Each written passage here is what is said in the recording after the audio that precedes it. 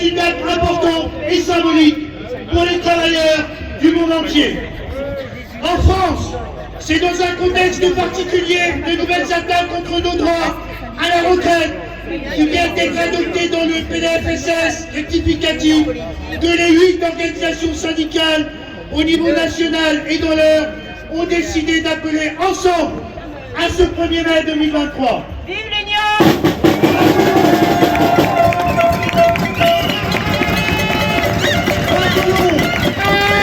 Au moment où nous sommes réunis à Évreux, d'autres manifestations se déroulent également à Bourg-de-Mer, à Gisors et un peu plus tôt à Louviers, comme sur tout le territoire national.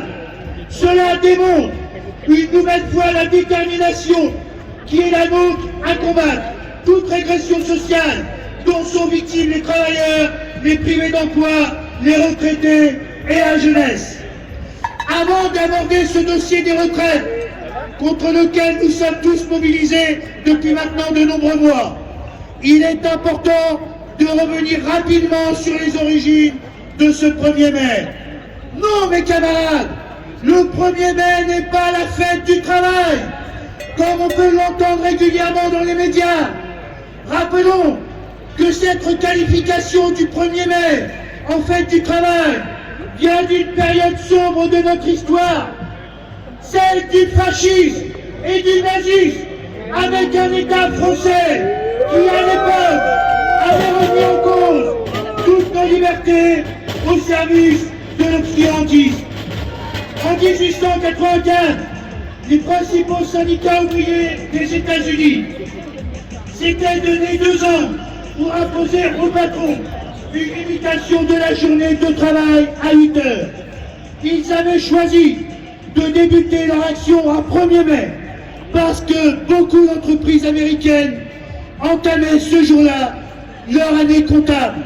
Cette mobilisation rassemblant plus de 300 000 manifestants se finit dans un bain de sang. En 1891, en France, ce sont les ouvriers du textile de Fourmi, revendiquant la journée de travail de 8 heures, qui se finit malheureusement là aussi en bain de sang. Mes camarades, le 1er mai, c'est la journée internationale des luttes et des revendications des travailleurs. C'est la journée internationale des solidarités ouvrières. Le 1er mai appartient aux travailleuses et aux travailleurs. Il permet à tous les salariés du public comme du privé, les jeunes et les retraités, de se réunir pour porter les revendications et combattre toute forme de discrimination, qu'elle soit raciale, sociale, contre les discriminations faites aux femmes et contre toutes les minorités. C'est aussi l'occasion d'être en solidarité avec toutes les populations dans le monde entier qui subissent la guerre, la misère, les dictatures et les restrictions de leur liberté. Maudite soit la guerre partout dans le monde. Maudite soit la guerre partout dans le monde. Ce sont des populations qui souffrent. Elles sont confrontées au drame, à la perte de leurs proches. La guerre n'apporte que terreur et misère pour les travailleuses et les travailleurs. Pain, paix, liberté, voilà ce que nous voulons à nouveau porter en ce 1er mai 2023.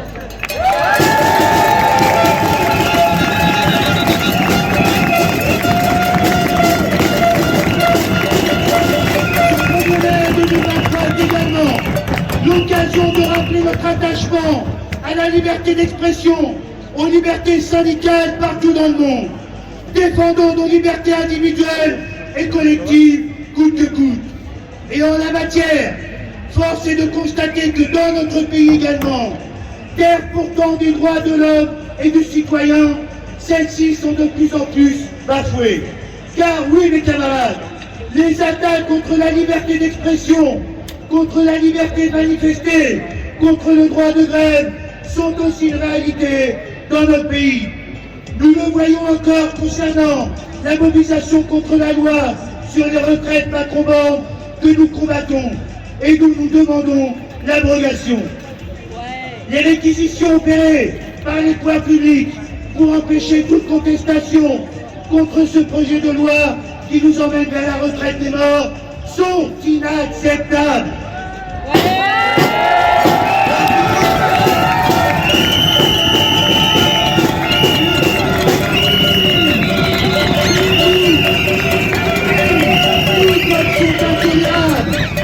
Tout comme sont intolérables, mes camarades, les violences policières qui sont issues des ordres donnés par les pouvoirs publics contre ceux qui expriment légitimement leur colère.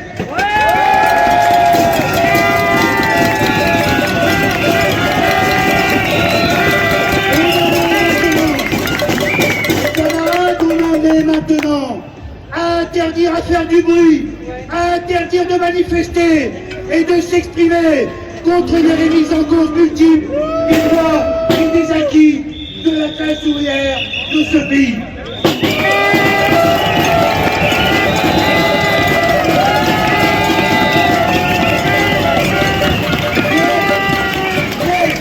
Parce qu'il y en mais rien n'y fera. Cette contre-réforme des retraites, nous n'en voulons pas définitivement. Nous n'en voulons pas, définitivement. 90% des salariés, soit 72% des Français, rejettent cette contre-réforme injuste, injustifiée et brutale. Ce recul du départ à la retraite à 64 ans, les 43 ans de cotisation pour obtenir une retraite pleine et entière, la casse des régimes spéciaux, nous y sommes viscéralement opposés et nous rejetons irrémédiablement ces mesures de régression sociale.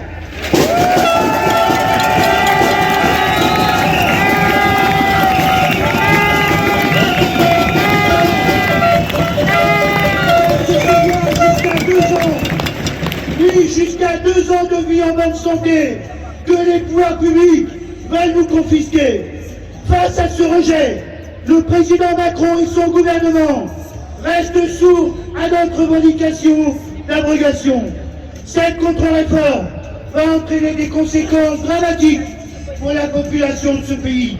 Or, Macron, et son gouvernement ne nous répondent que par la provocation et le mépris. À jouer les bravaches devant le rejet criant des salariés actifs, jeunes, chômeurs et retraités de sa contre-réforme des retraites, le président de la République porte toute la responsabilité de la colère qui explose sur l'ensemble du territoire.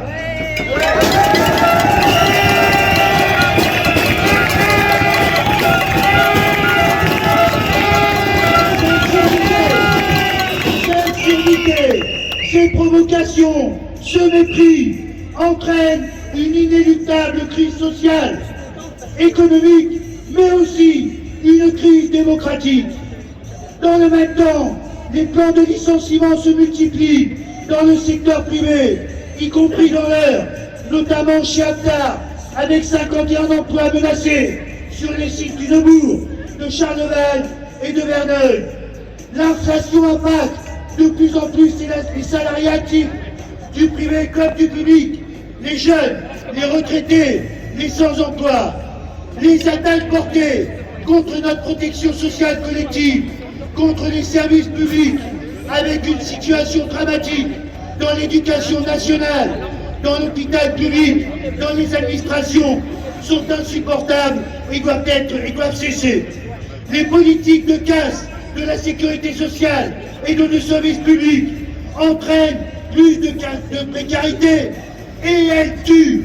Oui, mes camarades, ces politiques d'austérité tuent. C'est une réalité que chacun d'entre nous constatons. Si les mesures portant sur les retraites intégrées dans le PLFSS rectificatif devaient être appliquées, ce sont toutes les autres contre-réformes que le gouvernement a en projet qui suivraient. Nous n'avons donc pas d'autre choix que d'obtenir au plus vite l'abrogation de cette loi si nous ne voulons pas voir les politiques de régression sociale s'accentuer.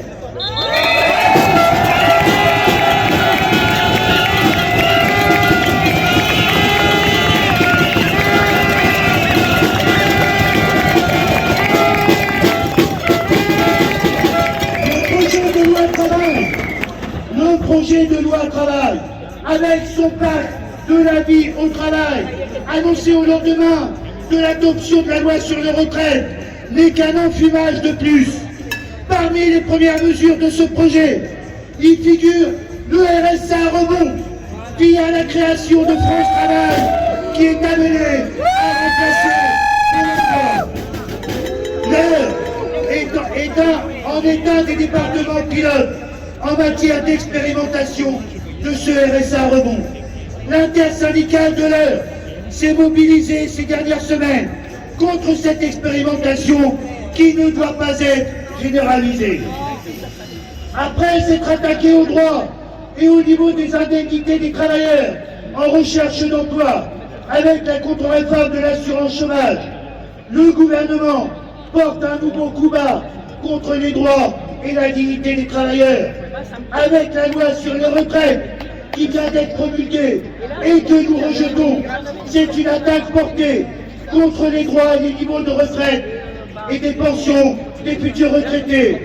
Désormais, mes camarades, c'est au tour des bénéficiaires du RSA d'être ciblés, c'est-à-dire de la population la plus précarisée, en les stigmatisant et en remettant en cause notre modèle social républicain de solidarité.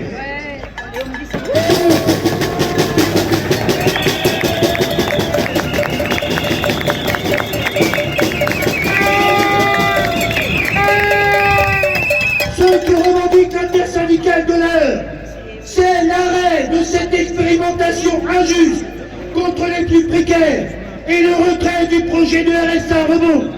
Ce que nous exigeons, c'est un vrai travail, un vrai contrat, un vrai salaire pour tous.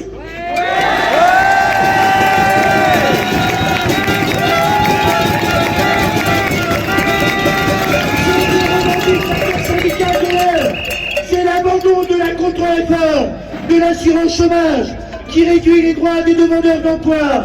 Ce que revendique l'intersyndicale de l'heure, c'est l'abrogation de la loi sur les retraites Macron qui va précariser les futurs retraités. Ce que l'intersyndicale de l'heure exige, c'est l'augmentation générale et immédiate des salaires dans les boulot.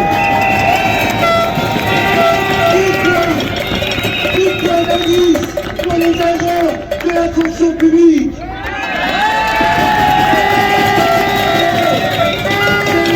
C'est l'augmentation des retraites et des pensions et le retour au prélèvement de la CSG d'avant 2018 pour les retraités.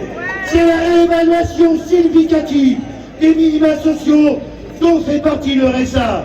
Mes camarades, ce que nous revendiquons, c'est une meilleure répartition des richesses publiques.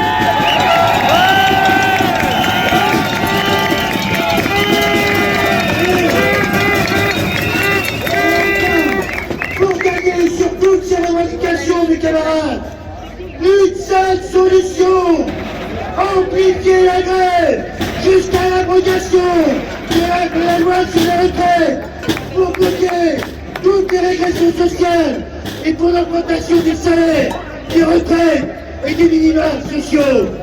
À nous tous de prendre nos responsabilités pour préserver nos droits et nos acquis. Alors mes camarades, vive le 1er mai, vive la classe ouvrière dans le monde entier. Au nom de l'intersyndicale, merci à tous de m'avoir écouté.